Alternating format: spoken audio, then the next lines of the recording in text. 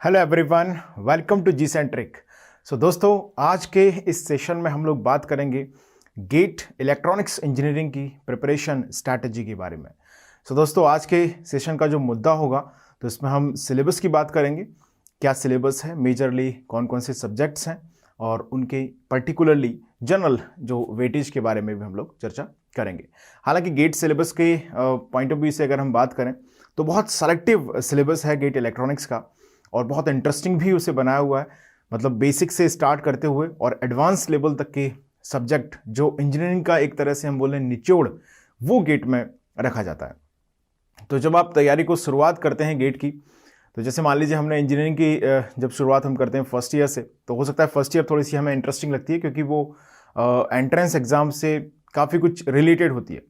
और उसके बाद थोड़ा सा अजीब अजीब नाम वाले सब्जेक्ट्स आना शुरू हो जाते हैं और उतना इंटरेस्ट हमारा इंजीनियरिंग में नहीं रहता है।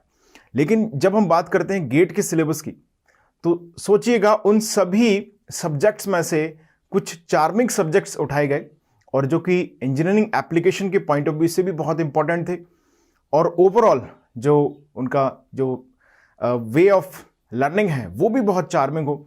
उन सब्जेक्ट्स को मिला करके बनाया गया गेट का सिलेबस। तो दोस्तों, आज की इस सेशन का जो मुद्दा है वो गेट का सिलेबस है, पहला। दूसरा है सब्जेक्ट वाइज मार्क्स किस तरह से जनरली पूछे जाते हैं गेट पेपर में, और अगर हम सेकेंड ईयर में हैं तो किस तरह से हमें तैयारी को स्टार्ट करनी चाहिए, और अगर आप फर्स्ट ईयर में हैं यानी कि अगर आप नए नए इंजीनियर बनने की तरफ बढ़े हैं तो किस तरह से आपको तैयारी करनी चाहिए, और अगर आप युद्ध के बिल्कुल फाइनल स्टेज पर हैं यानी कि आपको 2023 में गेट में अगर अपीयर होना है तो क्या आपकी योजना होनी चाहिए। तो आज के इस सेशन में हम लोग बात करेंगे दोस्तों इन सभी मुद्दों के बारे में। चलिए तो शुरुआत कर लेते हैं। सबसे पहले हम बात करेंगे सिलेबस की, क्या है सिलेबस, फिर हम बात करेंगे सब्जेक्ट वाइज वेटेज की। विलंब न करते हुए शुरुआत करते हैं। जैसा लिखा हुआ गेट ईसी प्रिपरेशन स्ट्रैटेजी, तो इसमें सबसे इंपॉर्टेंट पॉइंट है वो है आपका फोकस। प्रिपरेशन स्ट्रैटेजी में सबसे इंपॉर्टेंट पॉइंट क्या है दोस्तों? आपका फोकस। आप कितने प्रॉपर वे में एक रूटीन को फॉलो करते हुए अपनी तैयारी को शुरू करते हैं। बहुत सारे ऐसे लोग होते हैं जो शुरुआत करते हैं, फिर बीच में थोड़ा सा साइनसोइडल वेवफॉर्म बन जाते हैं, मैग्नीट्यूड शुरुआत बहुत बढ़िया की राइज हुआ और फिर डिक्रीज होते होते जीरो हो गया, इनफैक्ट नेगेटिव हो गया। ओके, मतलब दिशा बदल दी, अब गेट नहीं कुछ और करेंगे। ओके, इस तरह से न चलते हुए आप पहले डिसाइड करें कि अगर आपको इस तैयारी को करना है। अगर एक बार आपने डिसाइड कर लिया तो फिर फोकस्ड रहिए थ्रू आउट द ईयर और आप तैयारी को एक सिस्टमैटिक वे में रखिएगा, क्योंकि इंपॉर्टेंट होता है कि हम थ्रू आउट द ईयर किस तरह से प्रिपरेशन कर रहे हैं, रादर देन कि हमने लास्ट का एक महीना बचा हुआ है, अब शीर्षासन करना शुरू कर दिया और रात दिन एक करके हम तैयारी कर रहे हैं, पेज पलट रहे हैं, ये किताबें वो किताबें। ऐसे केस में बहुत कम चांसेस होते हैं रिजल्ट अच्छा आने के, इनफैक्ट चांसेस होते ही नहीं है मेरे हिसाब से अगर देखें तो आप तैयारी अगर कर रहे हैं तो समय से उसकी शुरुआत करना बहुत ज़रूरी है और सही योजना के साथ उसकी शुरुआत करना भी बहुत ज़रूरी है। तो आज का सेशन मुझे उम्मीद है काफ़ी लाभप्रद आपके लिए होने वाला है। शुरुआत की जाए। This is the syllabus of GATE electronics and communication engineering. Okay, मैंने यहाँ पर इसे सेक्शन वाइज डिवाइड कर दिया है। हालांकि अगर गेट के ऑफिशियल वेबसाइट से आप सिलेबस डाउनलोड करें तो आप देखेंगे उसमें 2 सेक्शन उन्होंने बनाए हुए हैं। मेनली पर्टिकुलर ब्रांच वाइज देखते हैं तो एक उन्होंने बनाया है इंजीनियरिंग मैथमेटिक्स सेक्शन, दूसरा उन्होंने बनाया हुआ है टेक्निकल सब्जेक्ट्स का सेक्शन, और एक सेक्शन जो कॉमन है जनरल एप्टीट्यूड सेक्शन, वो सभी स्ट्रीम्स के लिए जो कॉमन होता है। मैंने इन्हें किस तरह से आपको तैयारी करनी चाहिए, क्या सीक्वेंस होना चाहिए या किस तरह से हम पर्टिकुलर सेक्शन वाइज हमें फोकस करना चाहिए अपनी तैयारी पर, उस तरीके से मैंने इस सिलेबस को यहां पर डिवाइड किया हुआ है। ओके, सब्जेक्ट सारे इंक्लूडेड हैं जो गेट सिलेबस के हिसाब से हैं, डेफिनेटली कोई भी सब्जेक्ट मिसिंग नहीं है। चलिए तो वापस आते हैं इस पर। सबसे पहले हम बात कर लेते हैं सेक्शन 1, मैंने यहां पे लिखा हुआ है। तो सेक्शन 1 के सब्जेक्ट्स हैं दोस्तों signals and systems, network theory, control systems, digital electronics. ये सभी सब्जेक्ट हैं आपके सेक्शन 1 में। सेक्शन 2 के सब्जेक्ट्स हैं आपके electronic devices and VLSI and analog electronics. 2 subjects को मैंने रखा है सेक्शन 2 में, और सेक्शन 3 में रखा है वंस अगेन 2 सब्जेक्ट्स को, communication systems and electromagnetic field theory, EMFT जो लिखा हुआ है, इलेक्ट्रोमैग्नेटिक फील्ड थ्योरी। एंड जो सेक्शन 4th मैंने यहां पे लिखा है ये है engineering mathematics and general aptitude part. तो इन 4 सेक्शंस में हमने इस कंप्लीट गेट सिलेबस को डिवाइड करके यहां पर रखा हुआ है। चलिए तो पहले सेक्शन से दोस्तों कहानी की शुरुआत करते हैं। सबसे पहले अगर मैं बात करूं, द वेरी फर्स्ट सब्जेक्ट जो यहां पे लिखा हुआ है signals and systems. Electronics engineer है, ओके। हमें सिग्नल्स को भेजना है, एक जगह से दूसरी जगह सूचना को भेजना है, कम्युनिकेशन करना है। By the way branch name है इलेक्ट्रॉनिक्स एंड कम्युनिकेशन। तो आपको सबसे पहली जरूरत किस चीज की आएगी? सिग्नल्स की आएगी। सिग्नल्स के रिलेटेड सिस्टम्स की आपको जरूरत पड़ेगी। तो द वेरी फर्स्ट सब्जेक्ट रखा हुआ है गेट सिलेबस में, वो है दोस्तों सिग्नल्स एंड सिस्टम्स। ये आपके इलेक्ट्रॉनिक्स इंजीनियरिंग को समझने के पॉइंट ऑफ व्यू से इंपॉर्टेंट है, क्योंकि इस सब्जेक्ट के अंदर आप देखेंगे अलग अलग टूल्स जो कि तैयारी करने के लिए बहुत जरूरी होते हैं, वो सब आपको यहां पर पढ़ाए जाते हैं। जैसे मैं कुछ के नाम आपको बताऊं, Laplace transform, Fourier series, Fourier transform, okay, Z transform. ये सभी वो मैथमेटिकल टूल्स हैं जिनका इंजीनियरिंग में थ्रू आउट एप्लीकेशंस होता है। तो इस सब्जेक्ट की खासियत यह है कि यहां पर इन सभी टूल्स को बहुत बेसिक से एडवांस लेवल तक की स्टडी कराई जाती है। तो अगर आपने टूल्स तैयार कर लिए, जैसे मान लीजिए कोई मशीन है और उस पर आपको रिसर्च करनी है या उसे डिज़ाइन करना है, या मान लीजिए कुछ उसमें खराबी हो गई, उसे खोलना है, तो आपको क्या रिक्वायर्ड होगा? एक टूल किट रिक्वायर्ड होगा। तो दोस्तों इंजीनियरिंग की टूल किट, जो आपको टूल्स चाहिए, मैथमेटिकल टूल्स आपको रिक्वायर्ड है इंजीनियरिंग को समझने के लिए, वो ये सब्जेक्ट हमें प्रदान करता है। तो इस सब्जेक्ट के साथ आपकी तैयारी को आपको शुरुआत करनी चाहिए टेक्निकल सेक्शन में, ओके।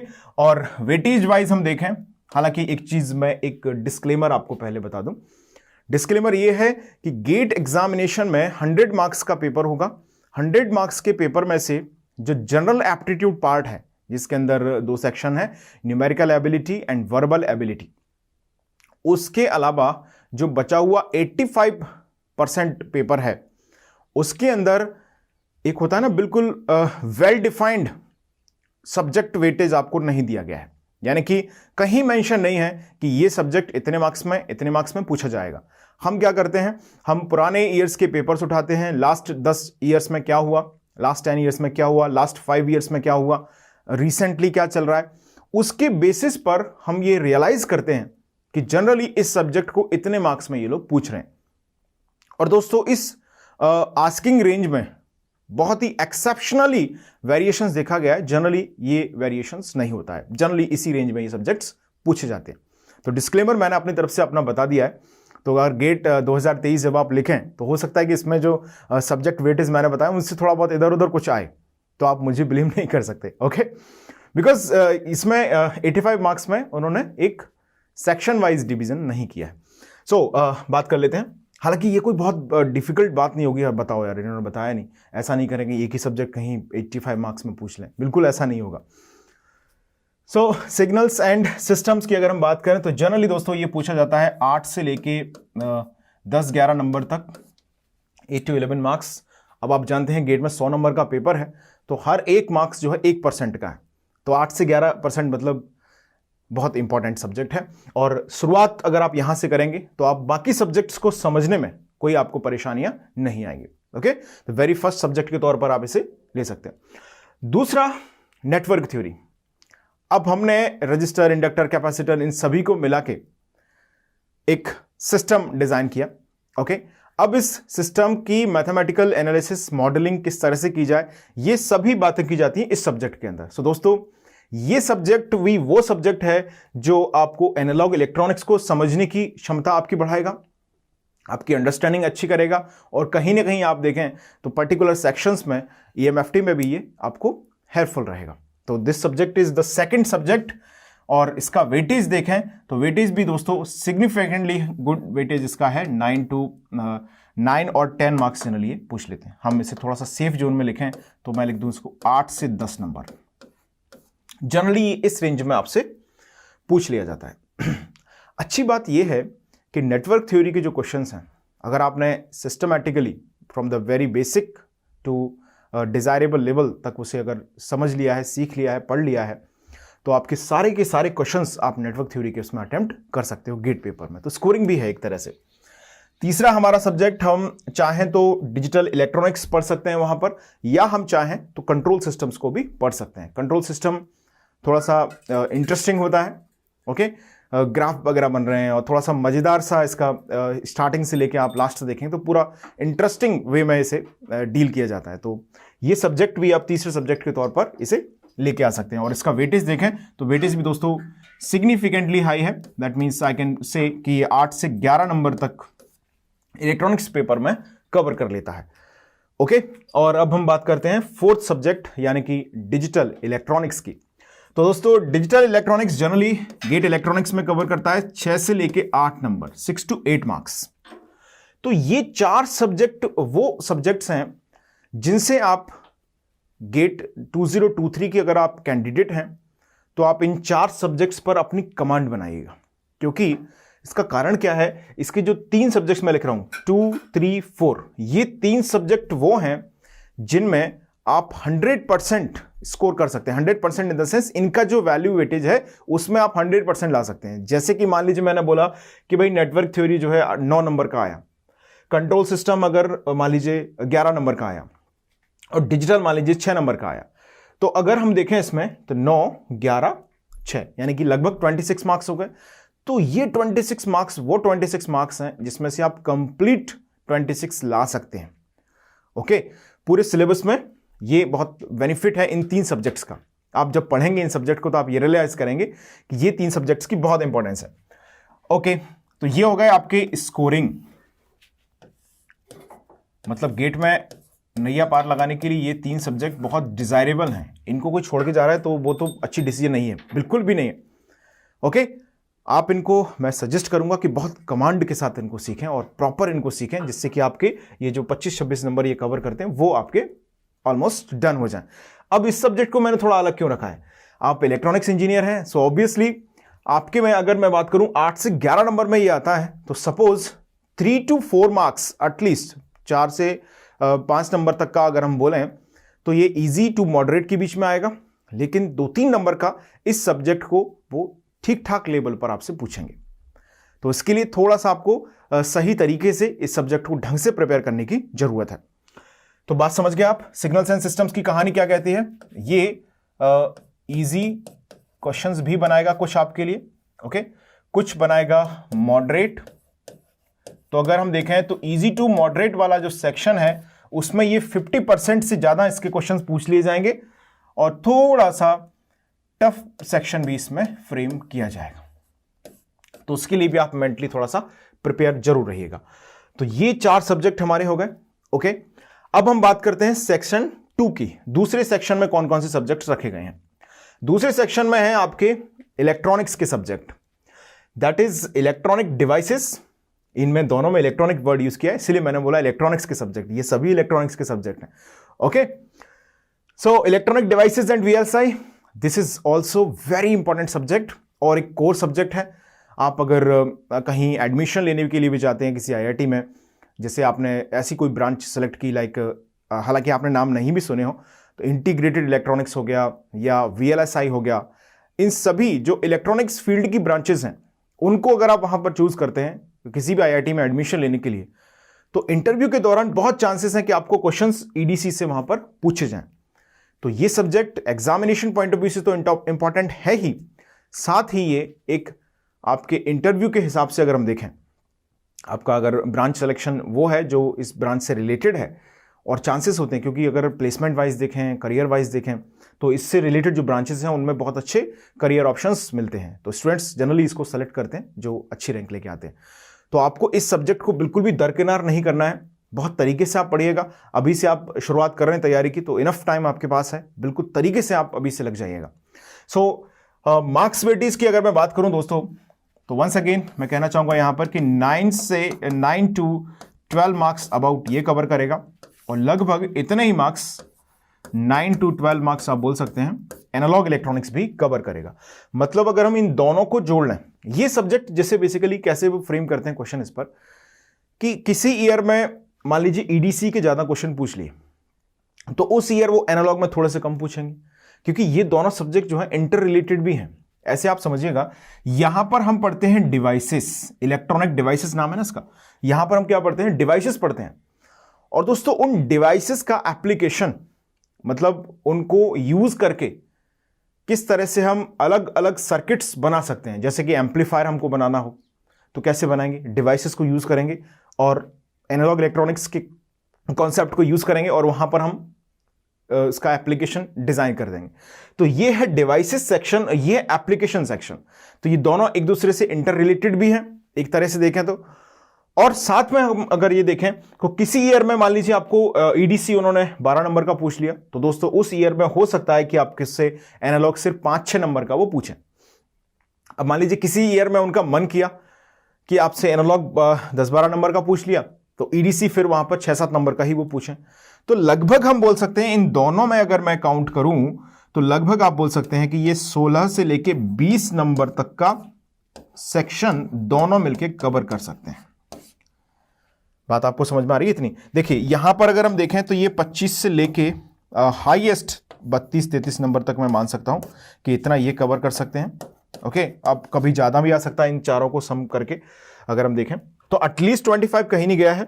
ओके, और up to 32, even more than 32, आप थोड़ा सा सेफ जोन में जाना चाहें तो आप इसे 35 भी बोल सकते हैं, कोई बुराई नहीं है।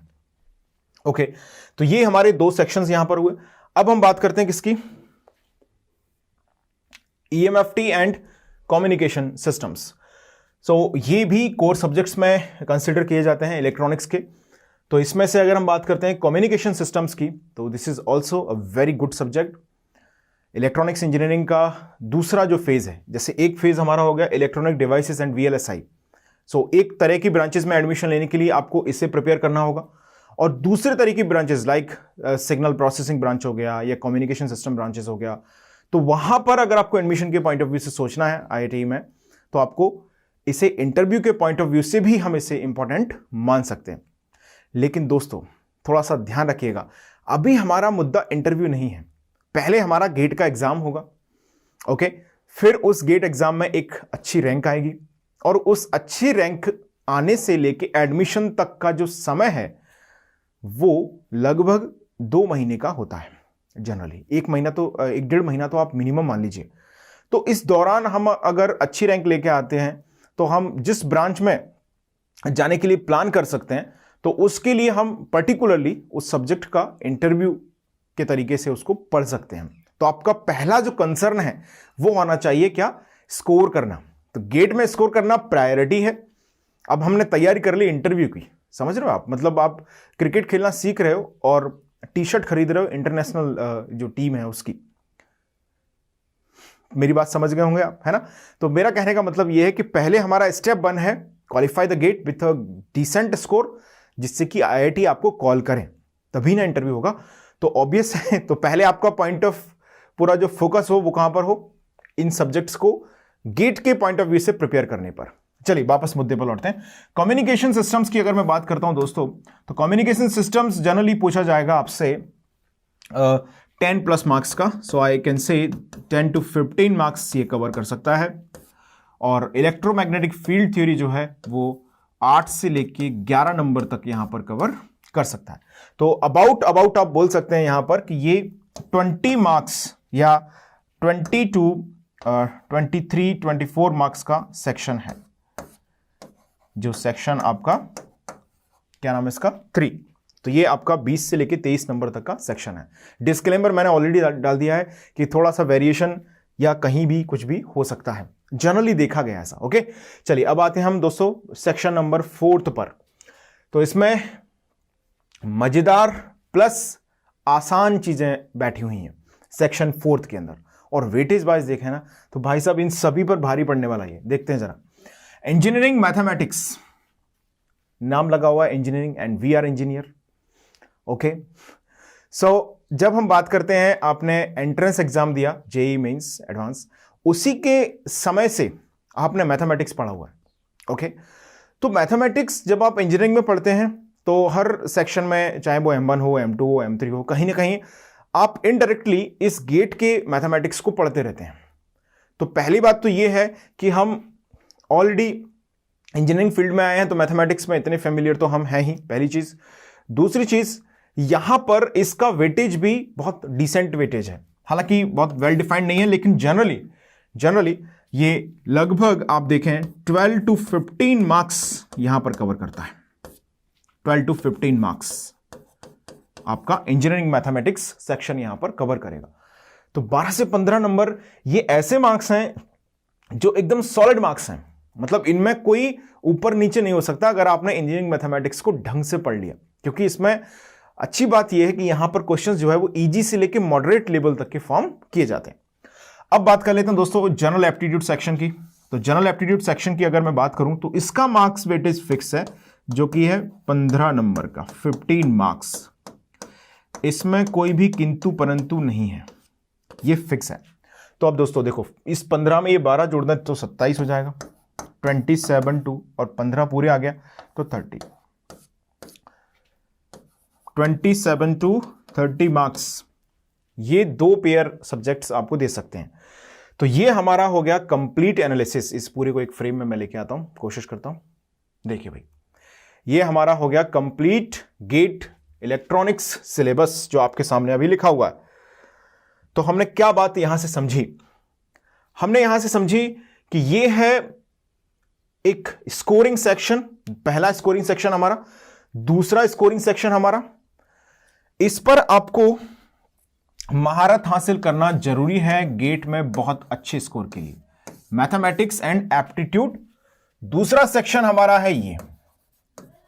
सबसे पहले आपको इन 2 सेक्शंस पर इतना हार्डवर्क करना है कि आप बिल्कुल आपको एक कॉन्फिडेंस गेन हो जाए। क्योंकि देखो, एग्जाम के हिसाब से भी अगर हम देखते हैं तो ये डिसेंट वेटेज है, वेरी गुड वेटेज है, और यहां पर भी अगर हम देखें तो it is also great weightage.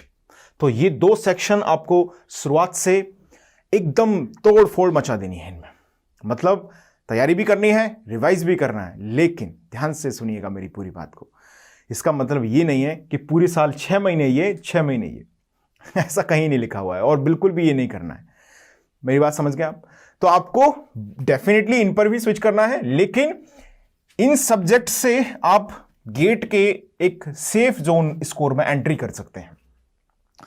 अब आती है रैंकर बनने की बात। मतलब इन 2 सेक्शंस को अगर मैं बहुत अच्छी तरीके से कमांड कर लूं तो शुरू के 2000 लोगों में मेरा नाम आ जाएगा, टॉप 2000 में नाम आ जाएगा। लेकिन अगर हम सोचते हैं कि हमको एनआईटी में नहीं जाना है, हमें आईआईटीज में जाना है, तो अब आते हैं ये 2 सेक्शंस। इन 2 सेक्शंस को भी आपको समय देना होगा, तैयारी सही से करनी होगी।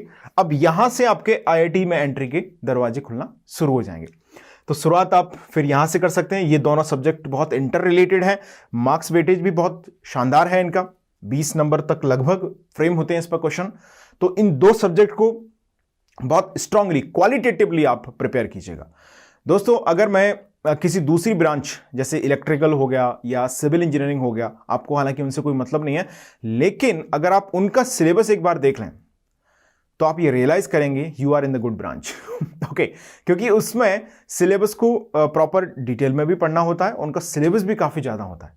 इलेक्ट्रॉनिक्स पेपर की ये खास बात है कि इलेक्ट्रॉनिक्स पेपर में आपको क्वालिटी पर ज्यादा फोकस करना है। अल्टीमेट फोकस कहां पर होना चाहिए आपका? क्वालिटी पर। देखिए, गेट 2022 तक का जो इतिहास है इलेक्ट्रॉनिक्स का, वो कहता है कि अगर आपने क्वालिटी वर्क किया हुआ है सब्जेक्ट्स पर तो आपका सिलेक्शन निश्चित है।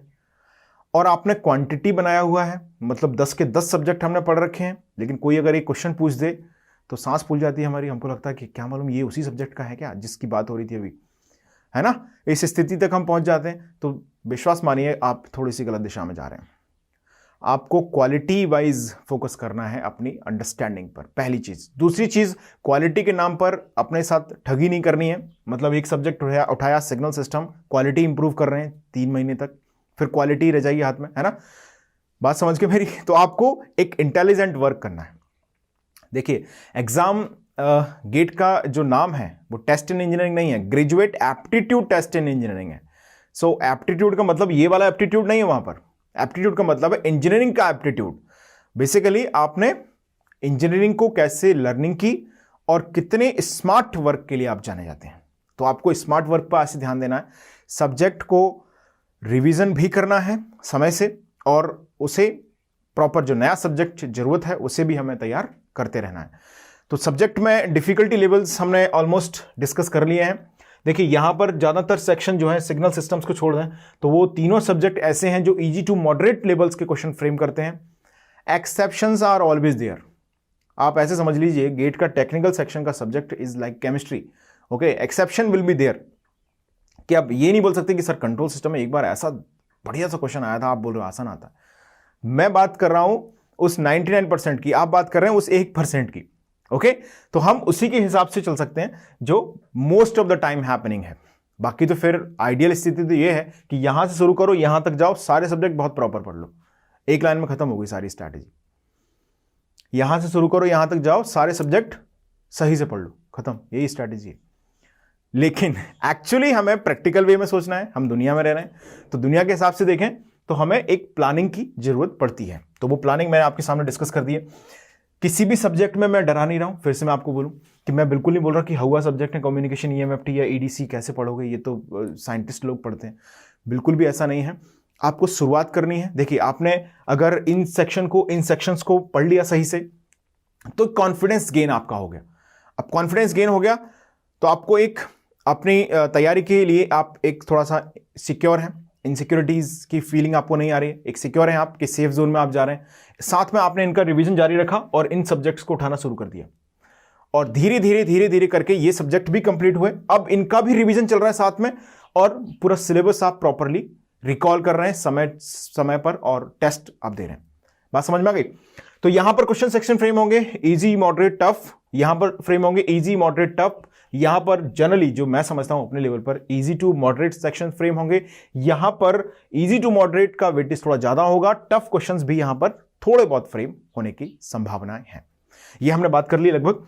चलिए अब थोड़ा सा और बातें जानते हैं। जैसे मान लीजिए अगर हम बात करें if you are in second year, या आई मीन अगर आप second year to third year moving है, ओके। यानी कि अगर अब मैं आप आसान भाषा में बोलूं तो अगर आपको गेट 2024 को टारगेट करना है, 2024 को टारगेट करना है, तो आप टेक्निकल सब्जेक्ट में सेक्शन 1 तो शुरुआत कर सकते हैं। अगर आप बहुत ही कम पढ़ाई कर रहे हैं आजकल दिन में, तो आप कोशिश करें कि इंजीनियरिंग मैथमेटिक्स और एप्टीट्यूड वाले सेक्शन से अपनी शुरुआत करें। साथ में आप एक सब्जेक्ट और रख सकते हैं अपने साथ, signals and systems plus engineering mathematics. यहां से आप शुरुआत करें, फिर आप स्विच करते जाएं network, control, digital, accordingly general aptitude. ये वो सेक्शन है जिनको अगर आप दिन में 1 घंटे आधा घंटे का समय निकालकर भी पढ़ लेंगे तो आपकी तैयारी पर्याप्त दिन में हो जाएगी, ओके। तो बिल्कुल भी घबराएं नहीं। मैथमेटिक्स, एप्टीट्यूड कोई प्रॉब्लम नहीं है, कोई नई चीज नहीं है ना। एप्टीट्यूड जो बचपन से हम मैथमेटिक्स पढ़ते आ रहे हैं, 10th क्लास तक की मैथमेटिक्स, वो न्यूमेरिकल एबिलिटी हो गया, और थोड़ी बहुत सिनोनिम एंटोनिम टाइप की पैसेज रीड करने वाली जो वर्बल एबिलिटी हो गया। तो ये वो सेक्शन है जो हम ऑलरेडी जानते हैं, नया कुछ भी नहीं है। तो इसको समय देते रहें। 27 से लेके 30 नंबर आपके सेफ जोन में जाते हैं, तो आप एक आधा घंटे डेली इनको पढ़ना शुरू कर दें। दूसरा, ये सेक्शन, इस पर मैं फिर से आपको एम्फेसाइज कर रहा हूं कि ये 25 से 30 नंबर का सेक्शन और 35 नंबर तक का सेक्शन आप तैयार करना शुरू कर दें। गेट 24 के विद्यार्थी। अब बात करते हैं गेट 23 के विद्यार्थी, जो कि निश्चित तौर पर फाइनल मैच खेलने वाले, ओके। तो फाइनल मैच खेलने वाले स्टूडेंट्स थोड़ा सा अपनी स्पीड अप रखेंगे, यानी कि अपनी जो प्रिपरेशन का जो सीक्वेंस है उसको ब्रेक नहीं होने देंगे। सारी चीजें कंटिन्यूअस वे में रखेंगे, प्रॉपर रखेंगे, ओके। समय आप हर एक सब्जेक्ट को देंगे। और दूसरी इंपॉर्टेंट बात, आप ऑनलाइन टेस्ट देना नहीं भूलेंगे। ऑनलाइन टेस्ट, देखिए शुरुआत हम करते हैं टेस्ट देने की, और मान लीजिए हमने 25 नंबर का एक टेस्ट पेपर अटेम्प्ट किया और नंबर आए 2, है ना। तो हमें क्या लगता है यार, ये 2 नंबर 25 में से आए हैं तो मल्टीप्लाई बाय 4 8 नंबर आएंगे गेट में, तो why I am preparing for it the wrong way. आपका जो टेस्ट है वो आपको प्रिपेयर करता है ओरिजिनल गेट एग्जाम के लिए, एक्चुअल सिचुएशंस के लिए। तो this is a training thing, okay. So training में मान लीजिए आप कुश्ती लड़ते हैं और ट्रेनिंग में आप कुश्ती हार गए, इसका मतलब थोड़ी ये टूर्नामेंट हार गए। आप शुरुआत कर रहे हैं, आप गलतियां फाइंड कर रहे हैं अपनी, कहाँ आप गलत कर रहे थे। आपका टाइम मैनेजमेंट हो सकता है वाहियात हो, एक क्वेश्चन को देखा और आइंस्टाइन बन गए, लगे हुए हैं इसमें रिसर्च करने। हो सकता है आपका जो एक्यूरेसी है उसकी प्रॉब्लम हो। तो आपका जो जिम्मेदारी है वो ये है, आप एनालाइज करें कहाँ आप गलती कर रहे हैं, उस पर जाएं और ऑनलाइन टेस्ट को बहुत ध्यान से अपीयर करें। ओके, मार्क्स कुछ भी आए, पहले 20-25 टेस्ट तक जब से आप ऑनलाइन टेस्ट देना शुरू करते हैं, आपको मार्क्स देखने ही नहीं है अपने, सिर्फ ये देखने कौन से क्वेश्चन गलत, कौन से सही और क्यों गलत, कैसे सही। ओके, सही कैसे हुए, तो कम मार्क सही तो नहीं हो गए, और कहीं हमने जो गलत करे वो गलत नहीं होने चाहिए, तो वो वाले क्वेश्चंस तो नहीं है। कॉन्सेप्ट में कहाँ दिक्कत आ रही है, सब्जेक्ट को रिवाइज करने की कहाँ जरूरत है, कौन से सेक्शंस हमारे वीक हैं। ओके, तो ऑनलाइन टेस्ट आप दें, रेगुलरली दें और सब्जेक्ट को एक एक करके तैयार करते जाएं, और जो पुराने सब्जेक्ट हैं उनको आप रिवाइज करते रहें। एक मोस्ट पॉपुलर स्ट्रैटेजी बताई जाती है, जैसे एक 30 डेज का जो साइकिल है, 30 डेज वो आपकी तैयारी में चलते रहना चाहिए। मतलब आपने जो भी आज सीखा हुआ है एक सब्जेक्ट, वो वापस से 30 दिन के बाद आपको रिवीजन में लेके आना है। मतलब कहने का ये है कि आपका जो भी सब्जेक्ट प्रिपेयर्ड है वो 30 दिन के, नॉट 30 दिन के बाद लेके नहीं आना, आई एम सॉरी, आपको विद इन 30 डेज उससे फिर से रिवाइज कर लेना है। मतलब जो भी कुछ आपका प्रिपेयर्ड है, जैसे मान लीजिए आपके 2 सब्जेक्ट प्रिपेयर्ड है, तो वो 2 सब्जेक्ट 30 दिन कंप्लीट होने से पहले एक बार और रिवाइज हो जाना चाहिए। जैसे आपने फिर 3 सब्जेक्ट प्रिपेयर कर लिए हैं, तो ऑब्वियस आपको ऐसा लग रहा होगा सब्जेक्ट बढ़ते जाएंगे, फिर तैयारी कैसे होगी। जो सब्जेक्ट हमने 2 बार 3 बार रिवाइज कर लिए हैं, वो हमारा एक एक दिन 2-2 दिन में आराम से रिवाइज हो जाएंगे। तो वहां टाइम अपने आप मिनिमाइज हो जाएगा, और जो नए सब्जेक्ट्स हैं उनको समय देना आपको आसान भी लगेगा, और वहां से आपकी स्कोरिंग बनती जाएगी। मान लीजिए आप पढ़ते जा रहे हैं नए सब्जेक्ट, और पुराने आपके साफ होते जा रहे हैं, तो वो कहीं ना कहीं आपको बहुत ज़्यादा एक अंडर कॉन्फिडेंट ला सकते हैं। ओके, तो मेरी शुभकामनाएं आप सभी के साथ हैं। तो तैयारी आप शुरू कर दीजिए, और ज़्यादा इंतजार मत कीजिए चीज़ों का। पहले डिसाइड कर लीजिएगा आपको गेट करना है। फर्स्ट थिंग, पहली चीज़, कोई कुछ भी बोलता रहे, आप पहला काम यही कर लें, आप डिसीजन लें। डिसीजन आपने ले लिया है तो अडिग रहना, फिर तैयारी ऐसी करना जब तक गेट एग्जाम कंडक्ट ना हो जाए, हमारे दिमाग में एक फाइटिंग स्पिरिट रहनी चाहिए। ओके, मार्क्स कुछ भी आए टेस्ट में, कुछ भी हो, हमने डिसाइड किया है कि हम इससे करेंगे, तो आप निश्चित तौर पर उसे कन्वर्ट कर लेंगे। इच्छा शक्ति की कमी सब कुछ खराब कर देती है।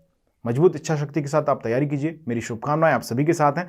तो इसी बात के साथ आज के इस सेशन को समाप्त करते हैं। So thank you for watching. Thank you.